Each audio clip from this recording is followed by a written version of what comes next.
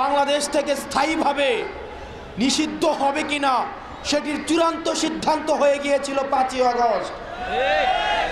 অত্যন্ত পরিতাপের বিষয়, আজকে বিপ্লবীরা এই বিপ্লবের লিখিত দালিলিক স্বীকৃতির জন্য যেখানে অপেক্ষা করছে, অন্যদিকে আজকে রাষ্ট্রযন্ত্র এই আওয়ামী পুনর্বাসনের জন্য বিভিন্নভাবে তারা প্রস্তুতি নিচ্ছে। আমরা বিপ্লবী শক্তি আমরা স্পষ্টভাবে জানিয়ে দিতে চাই, আমাদের হারানোর কিছুই নাই। আওয়ামী লীগ বাংলাদেশে পুনর্বাসিত হবে কিনা সেই সিদ্ধান্ত এখন নতুন করে নেওয়ার কিছুই নাই। আওয়ামী লীগ বাংলাদেশের রাজনীতিতে পুনর্বাসিত হবে কিনা সেটার চূড়ান্ত সিদ্ধান্ত হয়ে গিয়েছে 5ই আগস্ট। সুতরাং যারা আবার নতুন করে আওয়ামী রাজনীতির পুনর্লিখন করতে যাচ্ছেন, আপনাদেরকে বলতে চাই, এই বাংলাদেশে আওয়ামী লীগের রাজনীতি পুনর্বাসিত হবে কিনা সেটা এখন প্রাসঙ্গিক আলাপ নয়, বরং আওয়ামী লীগের প্রত্যেকটা নেতাকর্মী ওয়ার্ড থেকে শুরু করে কেন্দ্র পর্যন্ত প্রত্যেকটা নেতাকর্মীকে তাদেরকে বিচারের আওতায় নিয়ে আসতে হবে। তাদের বিচার নিশ্চিত না হওয়া পর্যন্ত আবার যারা তাদেরকে পুনর্বাসনের কথা বলবে, তাদের উপস্থিতি ছাড়া যারা বলতে চাইবে যে নির্বাচন পার্টিসিপেটরি হবে না, আমরা ধরে নিব গত 16 বছর ধরে আওয়ামী লীগ যে জাহিলিয়াতের রাজনীতি বাংলাদেশে কায়েম করেছিল সেখানে তাদেরও ইন্ধন ছিল।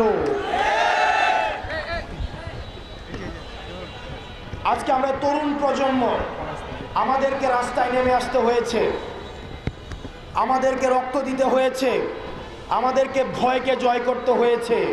কারণ আমাদের যে দুর্বৃত্তায়নের রাজনীতির সংস্কৃতি, আমাদের যে প্রতিহিংসার রাজনীতির সংস্কৃতি, সেটি আমাদের তরুণদেরকে আশাহত করেছে যুগের পর যুগ।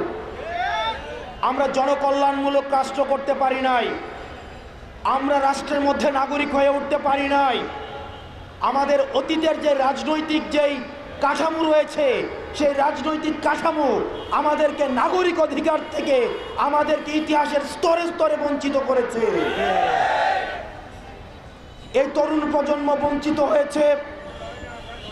আমাদের এই বঞ্চিতের ক্ষোভ থেকে, আমাদের দ্রোহের আগুনে, আমরা এই দ্রোহ দিয়ে আমরা ফ্যাসিবাদ মুক্ত বাংলাদেশ করেছি। আমরা স্পষ্টভাবে বলতে চাই, আমাদের পরবর্তী বাংলাদেশ বিনির্মিত হবে। আমাদের অতীতের যে রাজনীতি, আমাদের যে রাজনৈতিক যারা করেছে এত বছর ধরে, তাদের অভিজ্ঞতা এবং তরুণ প্রজন্মের যেই ভয়হীন যেই মনোভাব, দুইটার সংমিশ্রণে। কিন্তু এখানে যদি তরুণদেরকে মাইনাস করার কোনো ধরনের চিন্তা থাকে, এই যে গণ অভ্যুত্থানের একক এজেন্ডা, একক টেন্ডারের এক ধরনের প্রবণতা আমরা দেখতে পাচ্ছি, যদি এটা হয়ে থাকে, যদি এটা মনে করা হয়ে থাকে, এই গণ অভ্যুত্থানে আমরা স্পষ্টভাবে বলতে চাই, এই গণ অভ্যুত্থানে সকল ক্রিয়াশীল রাজনৈতিক যে দলগুলো ছিল, সেগুলো ফ্যাসিবাদ বিরোধী যে রাজনৈতিক দলগুলো ছিল, সেগুলো বৈষম্য বিরোধী ছাত্র আন্দোলনের নেতৃত্বে এসে আমরা এই ফ্যাসিবাদের আমরা সমূল উৎপাটন করেছি। আমরা আমাদের জায়গা থেকে স্পষ্ট করতে চাই, আমরা বারবার বলছি, আওয়ামী লীগের প্রশ্নে সর্বপ্রথম যে বিষয়টি আসবে সেটি হচ্ছে আওয়ামী লীগের আগে বিচার হতে হবে।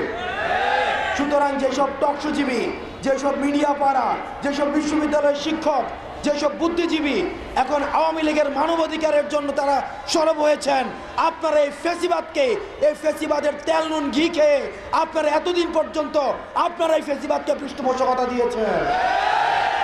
সুতরাং আপনারা ফ্যাসিবাদের পক্ষে যে কলমগুলো এখন আবার লিখবে, আমরা সেই কলমগুলোকে আমরা ভেঙে দিব। ফ্যাসিবাদের পক্ষে যেসব মিডিয়া কথা বলবে, আমরা সেই মিডিয়ার বিপক্ষে আমাদের অবস্থান আমাদের অব্যাহত থাকবে। ফ্যাসিবাদের পক্ষে যেসব মগজ আবার তাদের চিন্তা প্রসূত করবে, আমরা সেসব চিন্তার বিপক্ষে আমাদের শক্ত অবস্থান থাকবে। আমরা বারবার বলছি, আপনারা যদি এই তরুণ প্রজন্মর কথা আপনারা বুঝতে ব্যর্থ হন, আওয়ামী লীগের জয় পরিণত হয়েছে, পরবর্তীতে যারাই নীতি নির্ধারণের পর্যায়ে আসবে, এই তরুণ প্রজন্মের ভাষা যদি আপনারা বুঝতে ব্যর্থ হন, তাহলে আওয়ামী লীগের পরিণতির মতোই আপনাদের পরিণতি হবে। সুতরাং ফ্যাসিবাদ বিরোধী প্রত্যেকটি রাজনৈতিক দলের এবং বৈষম্য বিরোধী ছাত্র আন্দোলন এবং ফ্যাসিবাদ বিরোধী যেই সব মনস্তাত্ত্বিক যেই ধরনের আমাদের চিন্তা রয়েছে, সবগুলি সংমিশ্রণে আমাদের পরবর্তী বাংলাদেশ বিনির্মাণ করতে হবে এবং এই প্রত্যেকটি জিনিসের লিখিত দালিলিক স্বীকৃতি আমাদের এই প্রক্লেমেশনের মধ্য দিয়ে দিতে হবে। আমরা 15 তারিখ পর্যন্ত আমাদের আলটিমেটাম ছিল, আজকে 14 তারিখ, আজকে গণসংযোগের পরে আমরা 15 তারিখ পর্যন্ত সরকারকে সময় দিয়েছি। এই অন্তর্বর্তীকালীন সরকার কমিটমেন্ট দিয়েছে আমাদেরকে রাজনৈতিক ঐক্যমত্যের ভিত্তিতে আমাদের এই প্রক্লেমেশন অফ রেগুলেশন সেটিকে স্টেট থেকে এন্ডোর্স করবেন। অত্যন্ত দুঃখজনক বিষয় হচ্ছে এখনো পর্যন্ত আমরা কোনো দৃশ্যমান কোনো পদক্ষেপ আমরা দেখি নাই। আমরা যাদেরকে উপদেষ্টা বানিয়েছি, আমাদের প্রতিনিধি হয়ে যেসব উপদেষ্টা সরকারে গিয়েছে, আমরা আপনাদেরকে বলতে চাই, আপনারা আমাদের প্রতিনিধিত্ব করছেন। আপনারা যদি কোনো কারণে মনে করেন যে আপনারা প্রক্লেমেশন দিতে এবং জন আকাঙ্ক্ষার প্রতিফলন ঘটাতে আপনাদের রাষ্ট্রীয় কোনো বাধা রয়েছে, সেটি আপনারা জনগণের সামনে প্রকাশ করুন। আমরা যেভাবে অগাস্ট মাসে রাস্তায় নেমে এসেছিলাম, ঠিক একইভাবে আমরা আবার রাস্তায় নেমে আসবো। এই প্রক্লেমেশন দিতে আপনাদের বাধা কোথায়, কারা বাধা দিচ্ছে, কোন ডিপ স্টেট আপনাদেরকে বাধা দিচ্ছে, সেগুলো আপনারা জনগণের সামনে প্রকাশ করুন। যদি আপনারা সেটিতে ব্যর্থ হন, তাহলে উপদেষ্টার কাতার থেকে আপনারা আবার জনগণের কাতারে নেমে আসুন। আমরা একসাথে মিলে আমরা যেভাবে হাসিনার পতন ঘটিয়েছি, প্রয়োজন হলে আমরা সেভাবে আবার আমাদের এই প্রক্লেমেশন আমরা আদায় করে নিব। প্রিয় সহযোদ্ধা, আমরা আমাদের এই যে দেশ গঠনের সংগ্রাম আমাদের অব্যাহত থাকবে।